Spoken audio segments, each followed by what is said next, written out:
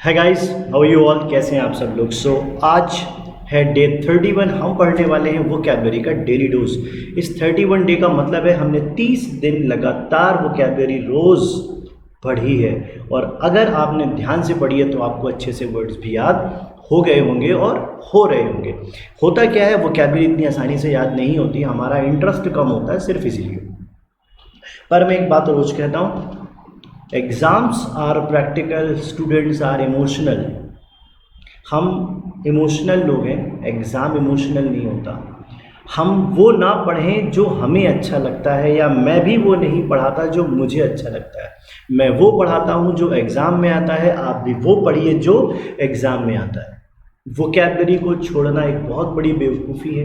Vocabulary छोड़ दिया मतलब आपके मार्क्स नहीं बढ़ेंगे। वोकैबुलरी पढ़ लिया मतलब आपको कोई सफलता में आगे रोक नहीं पाएगा। तो मेरी आपको शुभकामनाएं हैं। मेरी पूरी कोशिश है कि मैं जो आपको वर्ड्स पढ़ाऊँ वो सारे वर्ड्स आपको काम आए। हम पढ़ते हैं CGL, SCHSL, CPO, SI, bank, jail प्रहरी, MPSI, सभी एग्ज़ाम के रिलेटेड वोकैबुलरी।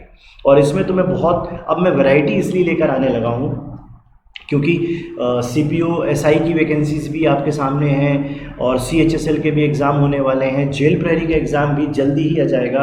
अच्छा हाँ, जेल प्रहरी के लिए मैं एक बात और बता दूं, मैं अलग से जेल प्रहरी के लिए इंग्लिश की क्लास शुरू कर रहा हूं। जिनको जेल प्रहरी स्पेसिफिक इंग्लिश पढ़ना है, लाइव क्लास शुरू होने वाली है। और जैसे ही पूरा कंप्लीट मेरा सेटअप हो जाएगा मैं आपको बता दूंगा, लेकिन बहुत विलम्ब नहीं है। अगर आप अभी वेट कर रहे हैं तो, और यहाँ वहाँ कोचिंग सर्च कर रहे हैं, अच्छे ऑप्शन नहीं मिल पाए आपको, तो मत घबराइए। मैं बहुत जल्दी, मेरे कहने का मतलब है बहुत जल्दी, जब मैं ऐसा बोलता हूँ तो ज़्यादा टाइम नहीं लगता है, बहुत जल्दी मैं आपके पास आने वाला हूँ। होपफुली 2, 5, 8 दिन के अंदर मैं स्टार्ट कर दूँगा लाइव क्लास भी, और बहुत नॉमिनल फीस और पेड फीस के साथ मैं स्टार्ट करूँगा। तो घबराने की ज़रूरत नहीं है।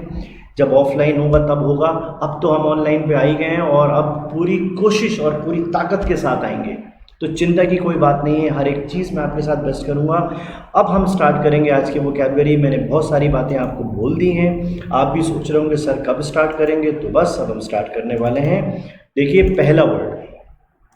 पहला वर्ड लिखा हुआ है एंड्योर। क्या लिखा है? एंड्योर। इस वर्ड के बारे में मैं आपको बताऊं, क्या आपने एक सीएट, एक टायर की कंपनी है, सीएट है ना, ये टायर बनाती है। इसका एक ब्रांड है, सीएट का एक टायर ब्रांड आता है, सीएट एंड्योरा।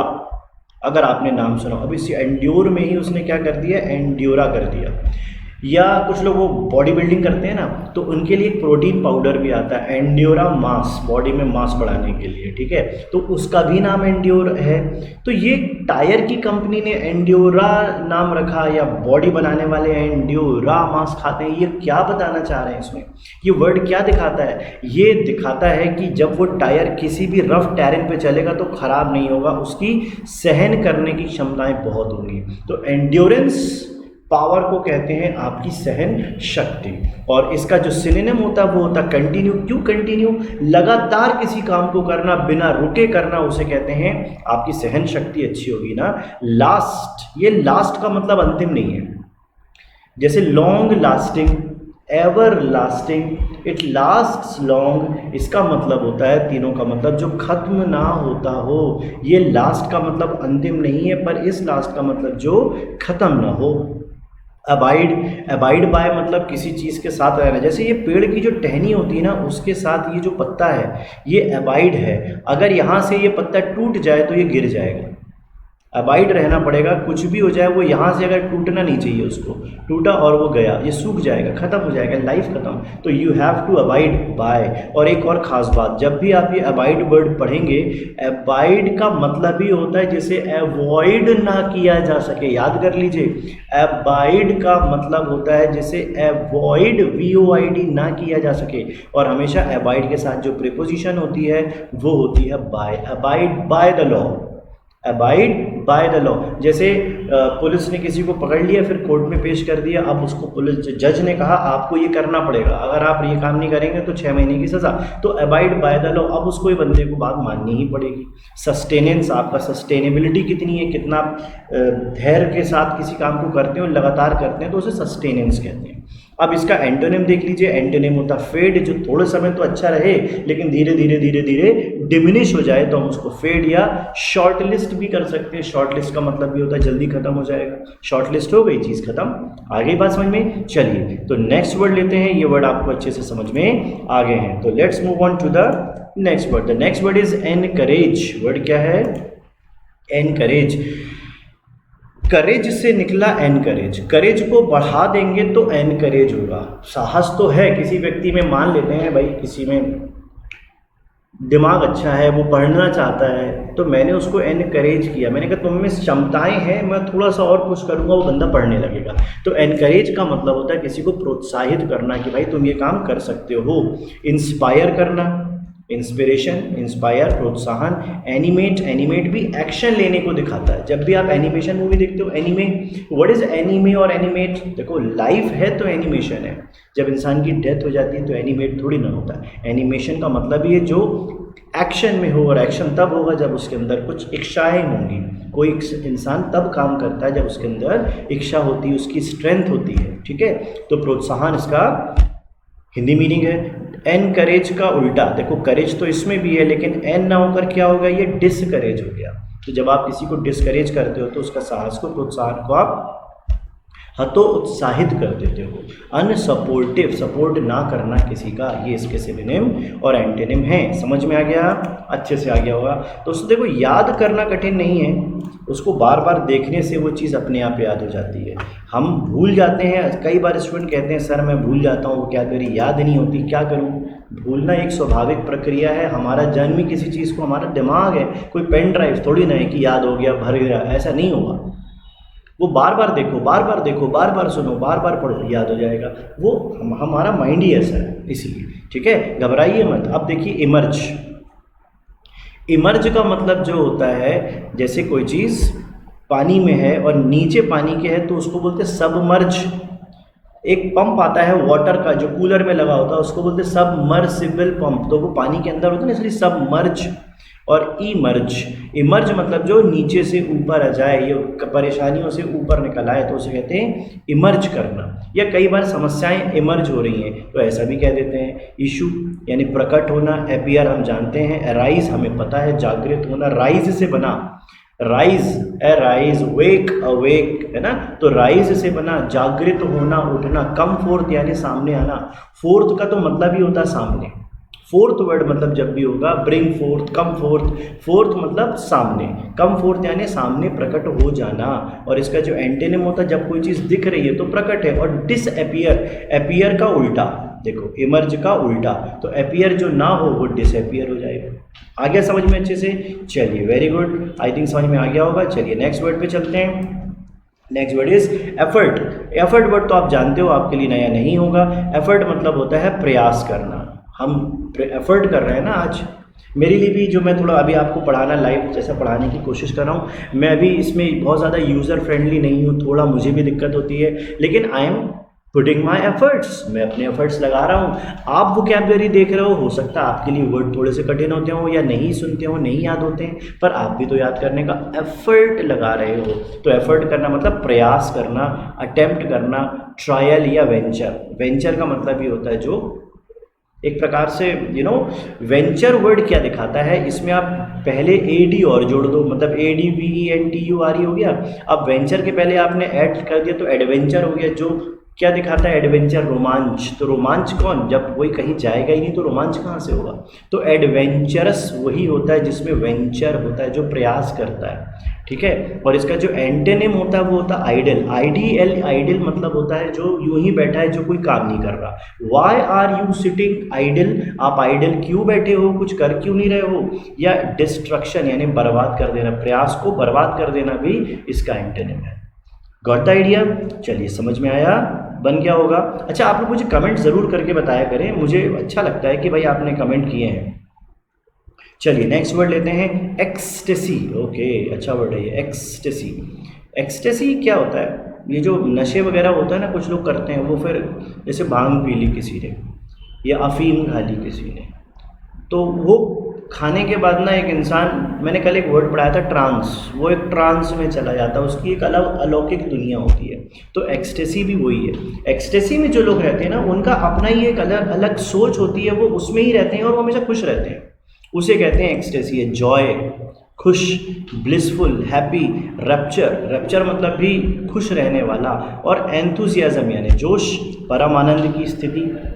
मिजरी मतलब होता है दया, दया जिस देखो एक होता है माइजर, क्या होता है MISER, माइजर जो होता है ना वो होता है कंजूस। अब जो बिल्कुल कंजूसी से रह रहा है, फटे फटे कपड़े पहन रहा है, खाना भी अच्छे से नहीं खा रहा, तो उसको देख के हमें दया आएगी ना। तो मिजरी दया को दिखाने लगता है एक प्रकार से। और दया में क्या होता है, आपको आनंद ना आकर आपको परेशानी में, क्योंकि आप परेशानी में रहोगे हमेशा, मिजरी में रहने वाला इंसान परेशानी में होता है। तो आनंद जब आप परेशानी में हो तो खुशी तो महसूस होगी नहीं, इसलिए इसका ऑपोजिट है। Got the idea?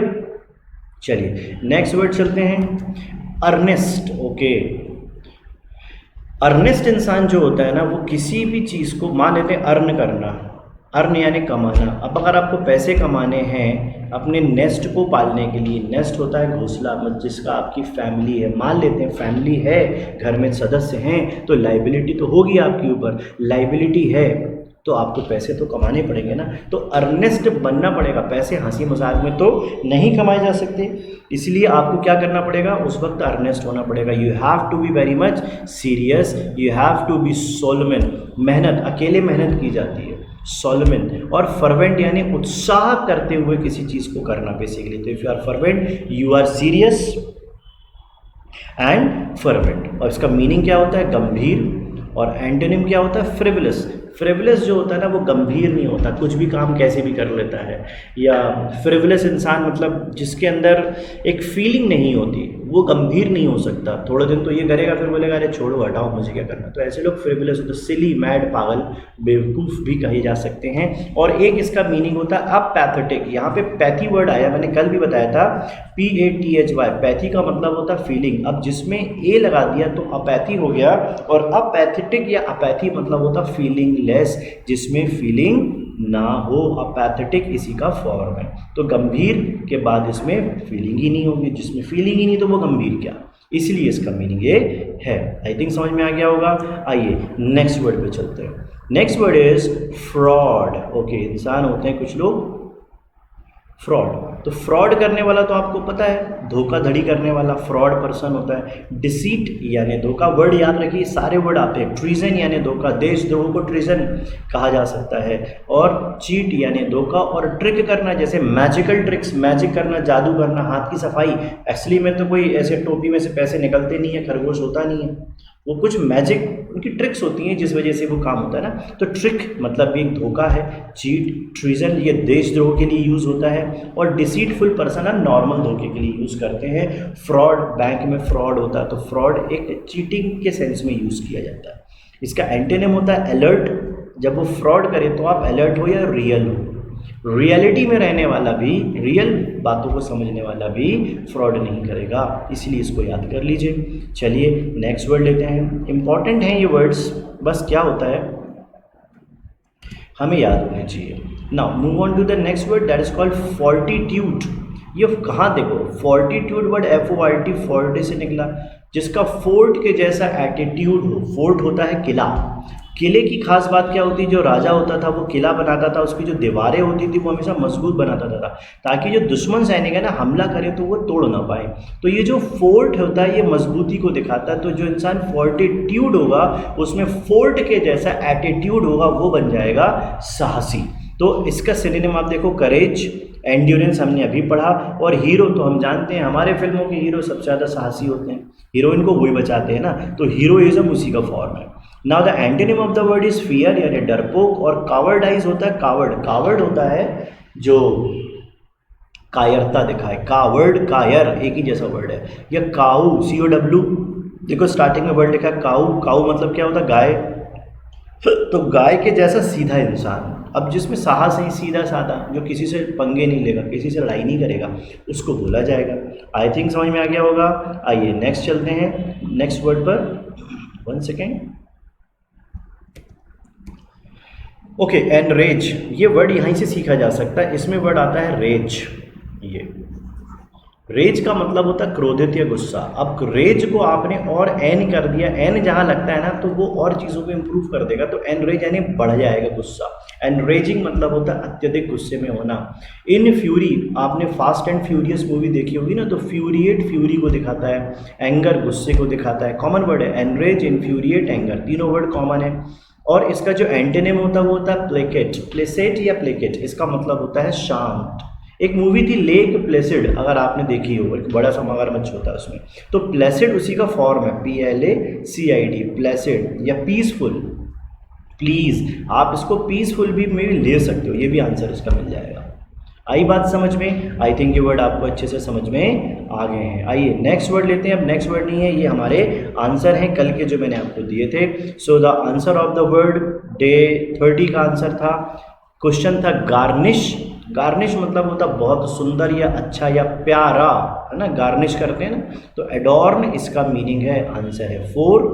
दूसरा वर्ड है एबेंडन, एबेंडन मतलब त्याग देना, छोड़ देना, इसका मतलब होता है फॉरसेक यानी छोड़ना, त्यागना, एबेंडन का सिनोनिम। और ओडियस, ओडियस वर्ड ओडो से निकला, ओडो मतलब होता है गंध, ओडो आपने सुना है, ओडोनिल, ओडोमॉस, ठीक है। ओडियस, डियो, DEO, डियो, आप डियो लगाते हो ना, डिओड्रेंट, DEODRANT, अब बेसिक वर्ड इज डिओड्रेंट, तो यहाँ पे ओडोरेंट वर्ड वही है, ओडर, डीओडराइज कर देना मतलब किसी को गंध को खत्म करना, डीओडराइज, ओडर को खत्म करने वाला। लेकिन एक बात मैं आपको बता दूं, डिओड्रेंट से खुशबू नहीं फैलती, बल्कि वो बदबू खत्म करता है। खुशबू फैलाना हो तो परफ्यूम लगाइए, ठीक है। लोग क्या सोचते हैं डिओड्रेंट लगा के खुशबू आएगी, ना भैया ना, ऐसा नहीं होता है।